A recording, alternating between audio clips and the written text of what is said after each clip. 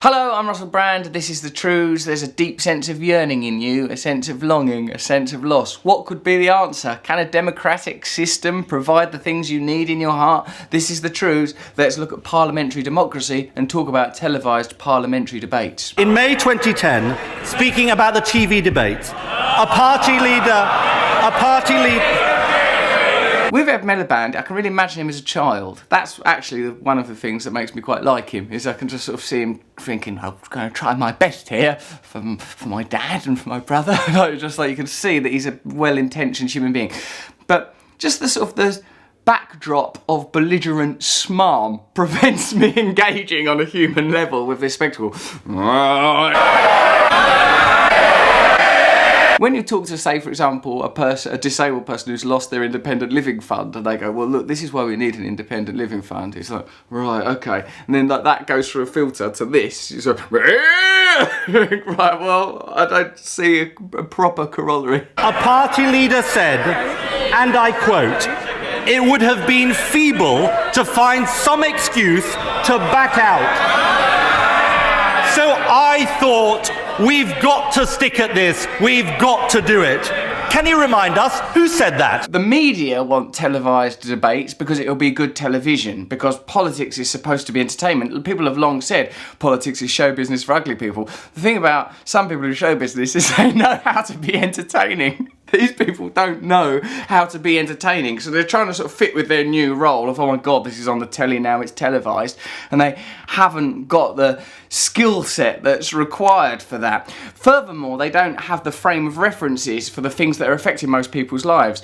Loneliness, sadness, despair. Of course there are economic things like poverty, but the real poverty, I think, is a sort of a poverty of meaning that we're all suffering from. Can you remind us who said that? I'm all for these debates, but you cannot have... Cameron springs to the dispatch box with the eagerness that's defined his entire life. I imagine he was probably a prefect when he was at Eton, probably even whatever school you go to before that. I bet he did well.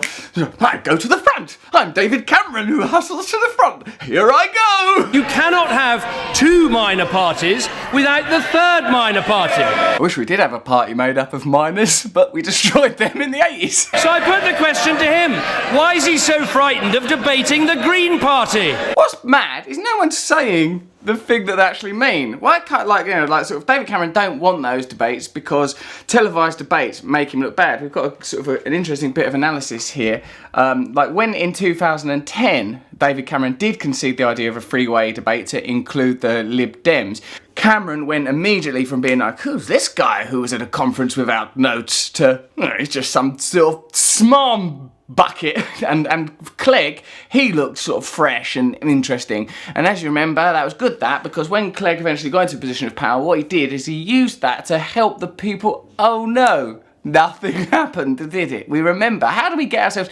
So it's like the World Cup. Like every year, like as the World Cup approaches, I go, I'm not getting into this, I'm not getting into it, England are going to let me down, what's the point? And then it's like, actually no, perhaps Raheem Sterling. No, Raheem Sterling. And then, oh no, look, we've gone out of the group stages. Because it's meaningless. It's a meaningless festival of nonsense. The same with this. If you sort of watch it, you'll get engaged by it. Not as much as you will by X Factor, something that's genuinely well-made television, but you'll get provoked because it's interesting to watch people arguing and all this racket, and then with the added sort of conceptual idea that this to some degree relates to your life. But of course, as we know from the analysis of Bernays, this is a spectacle that takes place here, while over here the actual powerful decisions are made. Like what neither of these parties are talking about lucidly and candidly is fracking and the impact that fracking is going to have on all of our lives. I'll debate anyone the broadcasters invite, but the man who said it would be feeble to back out the debates was him. Why ain't Ed Miliband going, alright, yeah, I'm a bit worried about including the Greens because that will split the Labour vote. They're unable to have an honest discourse. Like Cameron can't go, well, I can't elevate Farage to the same status as me, stripped of all the paraphernalia of parliamentary politics just on the television. No one can talk about it in an honest and open way. But the thing is, is that whatever happened, even if you ended up with all of them on a TV debate and you end up with a hung parliament, the machinery behind Westminster will prevent real change happening. No one's going to go, now we will save the NHS, now we will come down hard on corporations, now we will prevent people in London not being able to afford their homes. The machinery for that doesn't exist within this system. Now, we all understand that as long ago as last Thursday, his abiding passion was to give the Green Party a platform, but it is frankly a pathetic excuse. David Cameron just temporarily to marvel at his own genitals. I mean, this is great, all this stuff you're saying about the Greens, but something fantastic's happening downtown in Cameron Loins. It's not for him, it's not for me, it's not for any party leader to decide who is in the debates. It's up to the broadcasters. That's the country we live in. It's up to the broadcasters, those paragons of virtue, decency and honesty, the broadcasters. If we can't trust the broadcasters, then who can we trust? No one? Each other? A tiny voice within ourselves? I don't know. Now, is he really telling the people of Britain that he's going to seek to deny them the TV debates? Deny them? You ain't going to deny us the TV debates, are you? I'm certainly going to vote them TV debates. And as for Tiny Tim here, yes, I was especially looking forward to a TV debate where people with no connection to real life talked about stuff that don't matter and won't have any impact. Look at what you've done to him. You've made him cry now. We had a set of European elections this year, and UKIP and the Greens both beat the Liberal Democrats, I'm afraid to say. Oh, come on, mate. It's like a stag do. Oh, you snotty cunt. Hey, I run the Lib Dems, you know. Oh, you said you wouldn't say nothing about it. And you either have... It's very simple.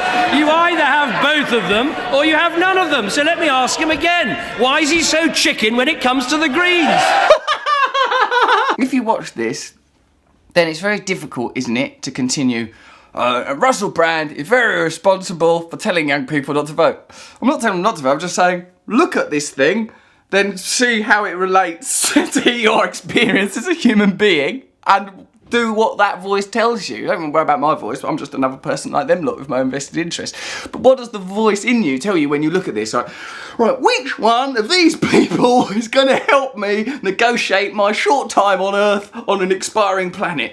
I'd say this sneering psychopath, or perhaps this vulnerable twerp, or this baffled individual. There's only one person running scared of these debates, and that's this Prime Minister. At least if it was proper, I'd like to see hip-hop stars doing it, like, it's like, at least like 8 Mile or something. It's like, oh my God, that's lyrically bloody brilliant. Like, just sort of like middle-class 8 Mile.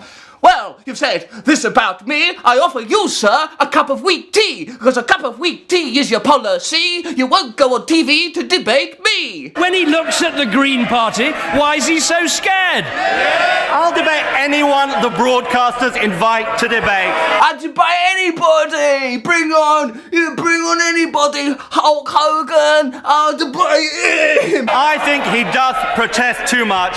He's run out of excuses. He's running scared of these debates, and in the words of his heroine, Lady Thatcher, he's frit. I suppose what the TV debates are is a drift of politics further into the realm of entertainment. What this phony debate about debates masks is that politics is completely detached from ordinary people, and as a machine, it doesn't impact our ordinary lives. Don't get distracted. Think about the real important issues that are behind this nonsense, for example, fracking and the energy wars that are going on around the world and the constant social divisions that are exploited and exacerbated. That's some true news. Subscribe here. Subscribe here.